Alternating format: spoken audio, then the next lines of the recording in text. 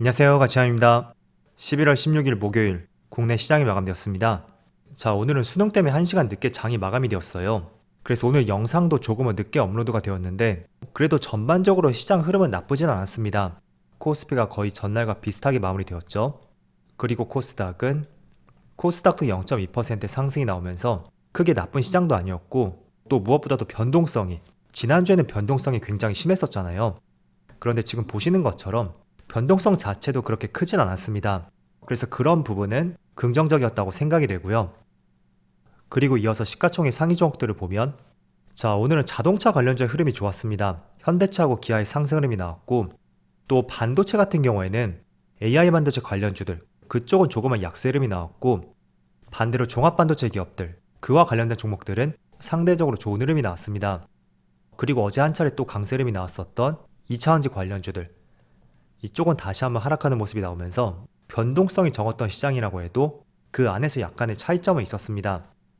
그리고 코스닥도 에코프로 그룹주의 급락이 있었고 나름대로 견조한 흐름이 나왔었는데 장 막판에 조금은 무너지더라고요. 그리고 로봇 관련주도 흐름이 좋았어요. 레인보우 로보틱스하고 두산 로보틱스, 아울러 리노공업, 이 종목이 오늘 코스닥 대장주라고 할 수 있겠죠. 14% 급등이 나왔었네요. 그럼 이어서 코스피의 수급을 살펴볼게요. 자, 오늘도 어제 이어서 외국인이 4,500억, 거의 5천억가량의 많은 매수세가 들어왔습니다. 반대로 기관 쪽에서는 별다른 움직임이 없었고요. 또 코스닥은 오늘 별다른 움직임이 없었네요. 그래도 이틀 연속으로 800포인트를 지켜주었다는 것이 조금은 다행이라고 생각이 되고요. 그리고 삼성전자는 어제 이어서 오늘도 마찬가지로 외국인의 많은 순매수가 들어왔습니다. 3,600억 정도. 그리고 기관은 별다른 움직임이 없었죠. 그리고 SK 하이닉스는 오늘 1% 하락이 나왔지만 기관과 외국인의 수급을 보면 그렇게 많은 물량은 아니었던 것 같습니다. 어제는 외국인이 1,000억 가까이 매수세를 보여줬다면 오늘은 200억 정도, 20%밖에 나가지 않았거든요. 그래서 오늘은 양매도가 나왔다고 해도 여전히 수급은 견조하다고 생각이 되고요. 그리고 한미반도체는 오늘 기관과 외국인의 양매수가 들어왔었네요. 그리고 에코프로라든지 에코프로비엠, 5장이 조금은 빠지더라고요. 확실히 수급 자체는 그렇게 좋지 않은 것을 알 수가 있고, 포스코 퓨처엠도 마찬가지로 외국인의 순매도가 3일 연속으로 나오고 있죠. 그리고 에너지솔루션도 마찬가지로 외국인의 순매도가 계속 나오고 있고, 삼성과 SDI는 모처럼 외국인의 순매도가 그쳤네요. 자, 그럼 이어서 주체별 매매 동향에 대해서 살펴보도록 하겠습니다. 11월 16일 외국인이 가장 많이 매수한 종목은 삼성전자, 기아, LG전자, 셀트리온, HD 현대일렉트릭, 이렇게 5종목을 상위 종목에 올렸고 삼성전자하고 기아 두 종목이 가장 독보적이었습니다. 그리고 기관은 현대오토에버, LG이노텍, 두산로보틱스, 이 3개 종목을 제외하고 그 밑에는 많은 매수세가 들어오진 않았어요. 그래서 기관이 오늘은 조금은 쉬지 않았나 라는 생각을 해볼 수가 있습니다. 자, 이어서 해외 증시를 볼게요. 전날 미국 증시는 큰 움직임 없이 다소 무난했던 하루였던 것 같아요. 일단 나스닥이 거의 전날과 비슷하게 마무리되었고 S&P 500은 0.1%, 그리고 다우지수만 0.4% 상승이 나왔습니다. 그리고 반도체 지수가 0.7% 상승이 나왔어요. 그런데 어제 같은 경우에는 그동안 조금은 시장을 주도했었던 AI 반도체, 엔비디아 관련주보다는 인텔과 같은 전통적인 반도체 관련주 있죠. 그쪽에 강세 흐름이 나왔습니다. 그래서 오늘 반도체 관련주의 흐름을 보시면 종합 반도체 기업이라고 할 수 있는 삼성전자, 오늘은 상승 흐름이 나오고 있고, 반면에 AI 반도체 관련주 있죠. SK 하이닉스라든지 하나마이크론, 그리고 한미반도체. 물론 한미반도체는 오후장이 조금은 올라온 모습이 나오더라고요. 하지만 오전장에는 3% 이상의 급락이 나왔었고, 그런 차이점이 조금은 있었기 때문에 그런 흐름이 국내 시장에게도 전달이 되었습니다. 자, 어제는 종합 반도체 기업들의 상승이 나온 만큼 이게 AI 반도체 관련주의 악재라고는 볼 수는 없습니다. 어쨌든 종합적으로 반도체 시장, 그 분위기가 점차 나아지고 있다는 신호가 될 수도 있고, 여러 가지 관점들에서 봤을 때는 여전히 반도체는 좋다, 그렇게 말씀드려볼게요. 그리고 추가적으로 아시아 증시를 보면 니케이는 소폭의 약세 흐름이 나오고 있고요. 대만은 보합이네요. 그리고 중국도 0.5%, 조금은 약세 흐름이 이어지고 있습니다. 자, 어제는 반도체 관련주에 한 가지 이슈가 있었어요. 첫 번째로 AI 반도체 대장주라고 할 수 있는 엔비디아가 $500 근처에서 한 차례 조정이 나왔습니다. 물론 그동안 쉼없이 상승이 나왔던 만큼 일시적인 매물이 나왔을 가능성도 있고요. 그리고 두 번째로 마이크로소프트에서 자체적으로 개발한 AI 칩을 공개했고 그게 조금은 엔비디아 관점에서 봤을 때 그렇게 썩 좋은 내용은 아니었었겠죠. 하지만 이런 부분은 국내 반도체 기업들에게 뚜렷한 경쟁사가 있는 것은 아니잖아요. 한마디로 마이크로소프트가 되었던 엔비디아가 되었던 우리나라 반도체 기업들의 고객사라고 할 수 있는 만큼 저는 긍정적인 내용이지 않나 그렇게 생각이 되고요. 그리고 또 한 가지는 이렇게 AI 반도체가 굉장히 핫하다 보니까 최근에 많은 자산 운용사에서 AI 소부장 ETF를 출시할 것이라는 이야기가 나오고 있습니다. 그래서 일단은 비중들을 보면 한미 반도체가 가장 독보적인 것을 볼 수가 있어요. 삼성 자산운용이라든지 미래에셋까지 모두 한미 반도체를 대장주로 포함했고 리노공업도 많이 포함이 되어 있죠. 그래서인지 오늘 시장의 반도체 관련주가 오늘은 그렇게 썩 좋은 흐름은 아니었습니다. 하지만 유독 리노공업만큼은 오늘 두 자릿수 이상의 급등이 나오더라고요. 그래서 어쨌든 ETF가 출시가 된다면 당연히 패시브 자금은 들어올 수밖에 없고요. 또 최근에 계속 코인이 강세를 보이고 있잖아요. 그 결정적인 이유 중에 하나도 어쨌든 비트코인이 ETF로 출시가 될 것이라는 그런 기대감이 있었기 때문에 최근 들어 거의 50% 가까이 상승이 나왔던 하나의 결정적인 이유가 되었습니다.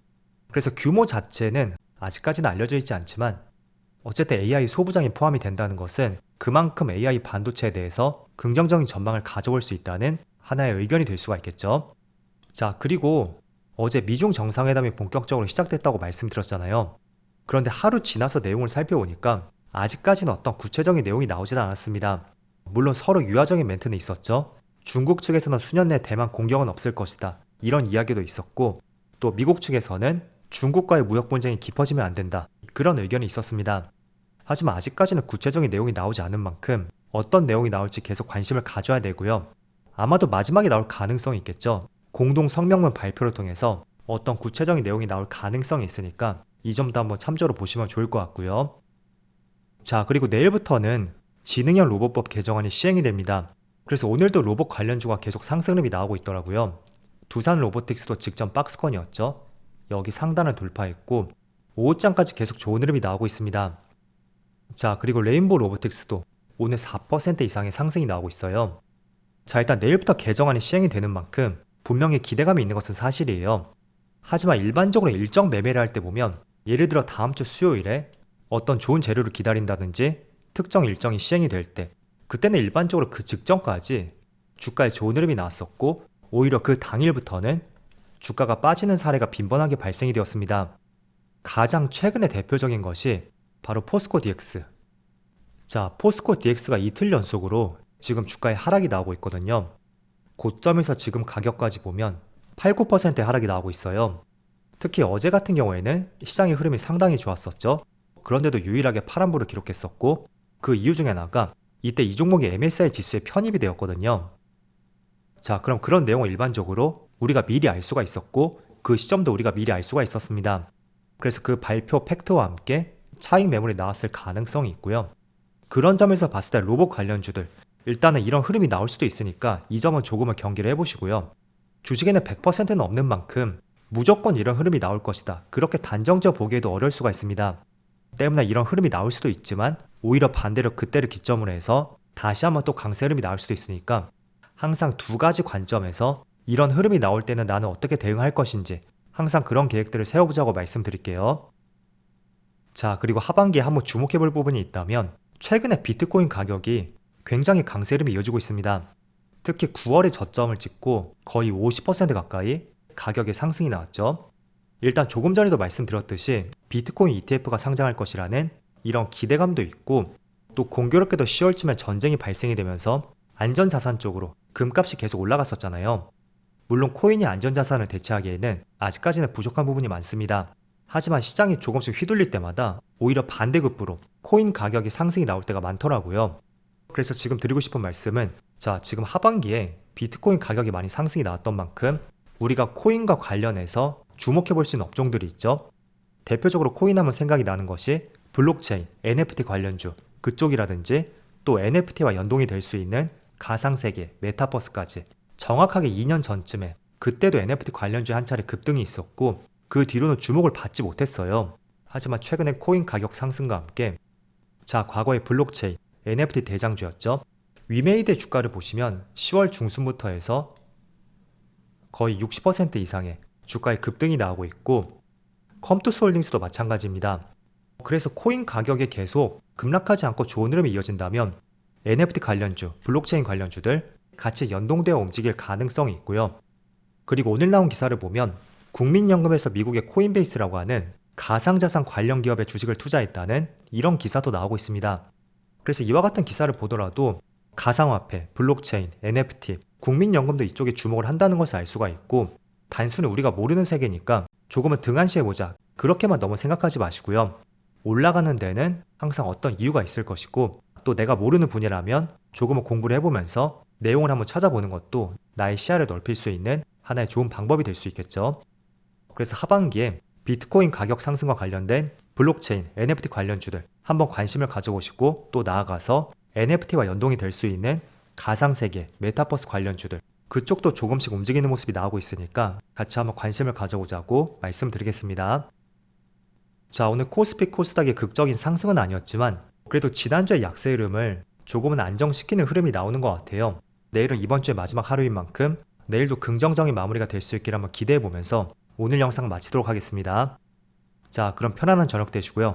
저는 내일 영상에서 다시 찾아뵙도록 하겠습니다. 감사합니다.